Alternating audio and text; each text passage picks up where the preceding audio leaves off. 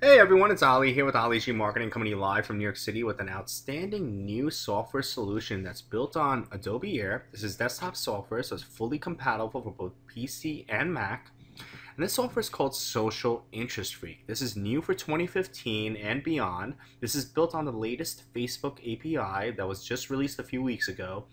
And why is this Social Interest Freak so outstanding? Well, let me show you. This is a familiar screen we all know. This is the Facebook marketing and ads platform. Now, I'm going to basically show you the targeting that I did through Facebook that was, according to them, targeted, but I'll show you why it's not. So I specified the countries, they're all English-speaking countries right here. I went down below, age range is pretty wide, both genders. I got the English language here covered. And here we go. So I typed in cheese and I typed in wine.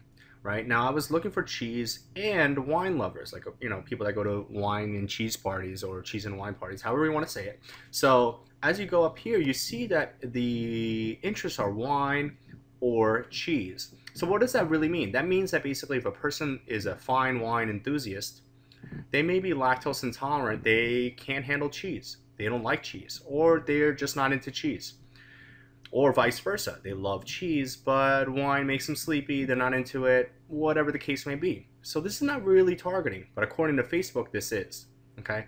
Now, if you look at the audience size, it's 51 million people, and I know that 51 million of these people are not into both wine and cheese. So what do?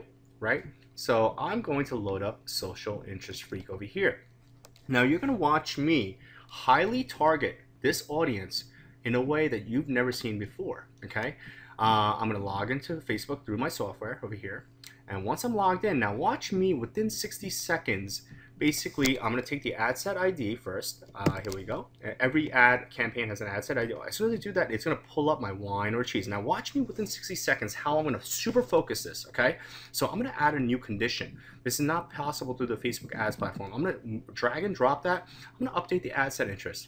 Update was successful. Wonderful. I'm going to go back here and I'm going to hit refresh. Now that I hit refresh, you're going to see my audience size go down to 15 million people. But you know something? I'm not done yet. I actually want to add another condition. But before I do that, I'm going to go in the interest tab over here and I'm going to type in wine. I want to get every interest that has to do with wine, right? I hit go. Here we go. I'm going to copy these to the targeter. Now we're in the targeter. I'm going to drag wine tasting here. I'm going to drag winery here. I'm going to drag and drop wine bar here. Oh, food and wine. I'm going to drag and drop that over there. And I'm going to drag and drop wine cellar over here. I'm going to hit update ad set interest. Update was successful. Hopefully somebody timed me. That was all within 60 seconds. I'm going to hit refresh. And look at this audience size. It went down from 51 million people that Facebook said was targeted down to 7.4 million people.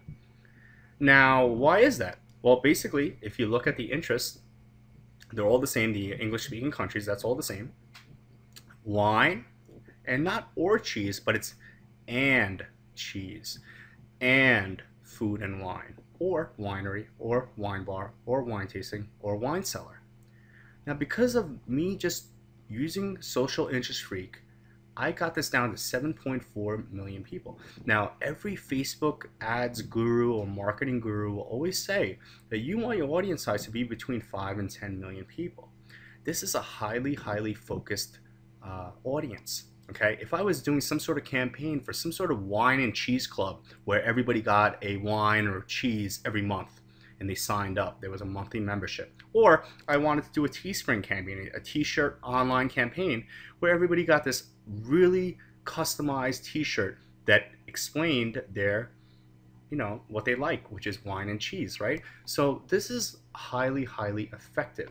Now, I didn't even get into, this is all the drag and drops I've done over here, but I didn't even get into the other tabs. As you can see, there's a demographics tab. I could even target further by the school they went to, the education level, their employer, or even their job title. Check this out, behaviors. I press get behaviors. These are all the behaviors that Facebook knows about of their online audience, of their online users. Facebook, people that have actually made Facebook payments, meaning that they spent money online. I think that's a very important behavior to know.